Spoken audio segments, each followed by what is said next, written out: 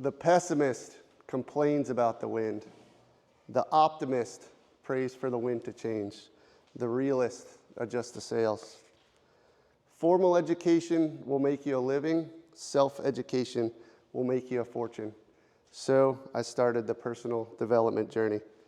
Listening to audiobooks by Brian Tracy, Jack Canfield, and Tony Robbins, and Jim Rohn, I found one underlying principle, that all the teaching had strong emphasis on God and biblical-based principles. There is a constant battle of the mind telling you, you're not good enough. You can never do that. It's too hard. I can't. I'm afraid. I don't know how. I'm not brave enough. It's not possible. So I tell you the story of Wilma Rudolph. At a young age, she had a condition that left her paralyzed in her left leg. She was told by doctors and peers she was a cripple and would struggle to walk the rest of her life. She refused to believe the lies.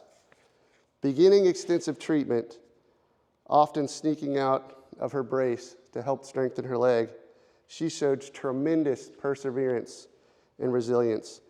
She ended up making the basketball team with her sister. She was then recruited for track and field, but she didn't stop there. At age 16, she qualified for the 1956 Olympics in Melbourne, Australia, in the 4x100 meter relay. But she was just getting started. Often sneaking out of her college dorm, doing extra training, she pushed the absolute limits.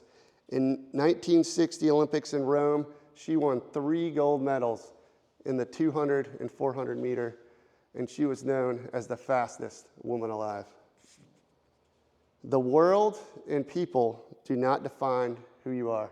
You are who God tells you are. The Bible says, "Be not conformed by the ways of this world, be transformed by the renewing of your mind." Silence the thoughts in your head and control those thoughts with self-talk. I feel afraid. God says, be strong and courageous. I feel anxiety. He says, I will give you rest. Feel worried. He says, peace I will give you. Feel sad. He says, turns mourning into laughter and sadness into joy.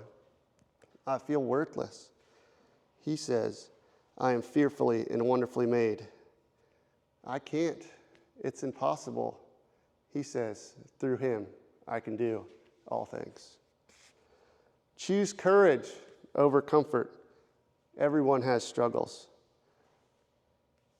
When David wanted to be king, God gave him Goliath. Do what's hard. It's not what you have to do to achieve your goals. It's who you have to become. Persevere through trial and error. Push through and never give up on your dreams. Own the day. All you control is the present moment. What you do daily, the habits you have, determine your future. Wake up early. Challenge yourself. Learn, read, be productive, because wealth is the harvest of productivity. I failed. You don't fail, because fail is the first attempt in learning. And you don't fail, because fail is false evidence First attempt in learning. And it's not the end, because enthusiasm never dies.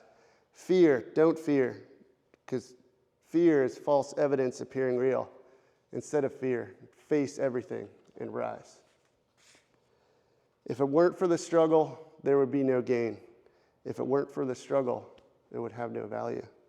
If it weren't for the struggle, would it even be worth doing in the first place? Is it actually a struggle, or is it a setup for the blessings in your life?